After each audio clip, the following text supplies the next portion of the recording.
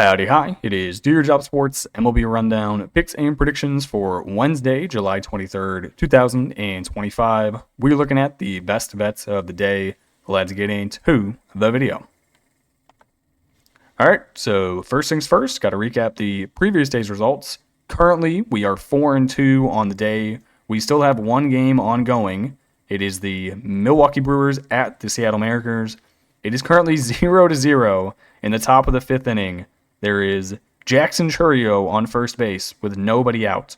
So we will see how this game ends, but I do not want to stay up till midnight and then have to post a WNBA video after this MLB video and then go to bed at like 2.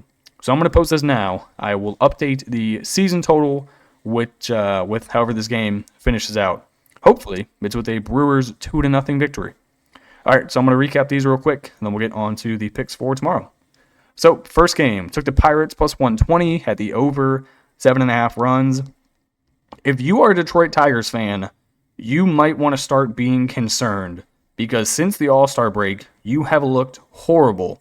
You lost 2 out of 3 to the Rangers. You've lost the first 2 to the Pirates. That means you're 1-4 against 2 teams who are not going to make the playoffs. That is not ideal. And then tomorrow, you don't know who you're throwing, and you're going against Bailey Falter, who's looked pretty decent in his most recent starts. So very sweaty times for Detroit. And oh God, don't look now. You have a 4-game homestand against the Blue Jays. Detroit might be screwed. Thank you to the Pirates, though. They win this game 8-5. Pirates had 14 hits. I don't think that's happened all season. So shout out to Detroit, shout out to Pittsburgh. Thank you. Next game, we took the Nationals plus 120 on the money line. They win this game 6-1 against the Cincinnati Reds, despite being out hit 10-7. And it may seem like the Reds left a lot of guys on base. They really didn't. They only left 13 guys on base. They would get one hit towards the end of every inning with like 2 outs, and then nothing would happen. So, final score 6-1. Nationals get her done, hit the plus 120. We then had the over, 8.5 runs, and the New York Yankees at the Toronto Blue Jays. This was greasy. This game finished 5-4. It was tied 4-4 going into the 9th. You had a Ben Rice solo shot, which pushed the Yankees ahead. They win the game 5-4, despite being out hit 11-6. The Toronto Blue Jays left a ton of guys on base. 24 of them, to be exact.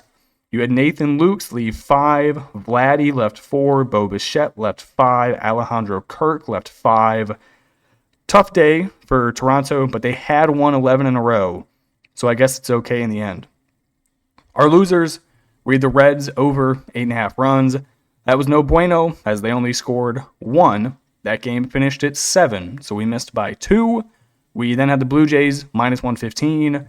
I mean, if a team wins 11 home games in a row, you kind of have to take them if they're only laying $1.15. So I don't feel bad about it. They out-hit the Yankees. They just couldn't get anybody to touch home plate. So that's the recap. Let me do a quick double check on the Brewers score. Yep, still 0-0. Jackson Chourio is now at second base with 1 out. Okay, that's the recap. Let's get on to the picks for tomorrow. All right, so I am going to go through these games a little quicker than I normally do. I recorded this all, and then I realized my mute button was on. I am never going to make that mistake again. First game, Marlins plus 120 on the money line at home against the Padres. These teams have split the first 2 games, so this is the decider between them. Dylan Cease going for the Padres 3-9 with a 4.64 ERA.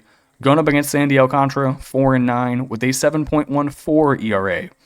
Basically, you have 2 pitchers who used to be good at baseball. Now they can't do shit. I will take the Marlins plus 120. I will take the over. I don't think the Padres are good enough to be laying minus 145 with Dylan Cease. I mean, he's 3-9 for a reason. He's not throwing well, and whenever he does throw, he doesn't get any run support. So give me the Finns at home, plus 120. Give me the over, 8.5. Next game, I'm going to roll with the Brewers once again. I don't think this Mariners team should be laying -125 against a better roster and two similar pitchers. Also going to take the under of 7.5 runs. As I record this video, these teams have scored, well, the Mariners have scored 0 runs in their last 15 innings of baseball, and the Brewers haven't scored at all yet in Game 2. They won the first game 6-0. This just screams under. You got two pitchers who are good. Quinn Priester this year, 8-2 with a 3.33 ERA. Going up against Luis Castillo, 7-5 with a 3.21 ERA. Looking at lineups, I definitely like the Brewers more than I do like the Mariners. Pitching-wise, Quinn Priester's been pretty good this season. 94 innings pitched, 80 strikeouts to 32 walks. That's a bit high of a ratio. I would want the strikeouts higher and the walks a lot lower. But at the end of the day, he's not giving up that much hard contact. Only 11 home runs given up. Divide that by 94. That's not too shabby. Luis Castillo, you know what you're getting with him. 7-5, 3.2 ERA. He's going to go about 6.5, 7 innings, give up 2 runs, and then trot on down to the bullpen. Or not the bullpen, to the dugout. Go take a shower. So give me the Brewers plus 110. Give me the under 7.5 runs. Next game we got, I don't even have to mention the pitchers here. Red Sox, they are trying to avoid the sweep at Philly. I'm going to take the Sox plus 130 on the money line. I'm going to take the over of 8.5 runs. Red Sox, they ended the first half of the season as one of the hottest teams in baseball. They really have not been that good since the beginning of the All-Star break. Their first series was on the road. I think it was at the Cubs. They lost 2 out of 3. They lost 4-1, 6-0, and 6-1. So they've struggled scoring runs. They've scored 1, 0, 6, 2, 1. So they've scored over 2 once in 5 games of baseball. Jesus Luzardo, though, has been struggling in certain games. He's very hit or miss. His most recent starts, he's given up 4, 0, 5, 2, 0, 4. So he's either going to pitch a gem or he's going to get shelled for 4 or 5 and be out of this game by the end of the 4th. I'll take my chances. I really don't want to lay -165 with Jesus at home against Lucas Giolito, who's been pitching really well. So give me the Sox plus 130. Give me the over 8.5 runs. Next game we got, I'm going to continue blindly fading the Detroit Tigers. And I mean truly blinding because the Tigers don't even have an active pitcher listed. Give me the Pirates plus 135. Give me the over 8.5 runs. How are they going to give me a line for the Tigers at -160 when you don't even know who your starting pitcher is? Tigers, they've been horrible since the break. They are 2-4. No, 1-4 straight up. They lost 2 out of 3 to the Rangers. They've lost the first 2 games of this series. They have not been able to hit the baseball since the All-Star break. Since the break, they have scored 0, 1, 2, 0, and 5 runs. That is horrible. If we're counting all the way back to their most recent series against the Rays, they have lost 1, 2, 3, 4, 5, 6, 7, 8. They've lost 8 out of the last 9 games. That is not good. Their lineup is very streaky. I mean, you're talking about guys like Spencer Torkelson, Dylan Dingler, Trey Sweeney, who I forgot was even on this team.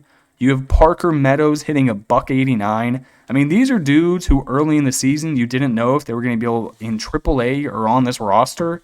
If they start slumping, this Tigers team could go downhill quick, even with their really good rotation. If you're only putting up 2 runs every single game, you're not going to win baseball games. So I will take the Pirates plus 135 and the over of 8.5 runs. Final game, it is the Chicago White Sox. I'm going to take them plus 170 on the money line. Also going to take the over of 9 runs. This line is absolutely ridiculous.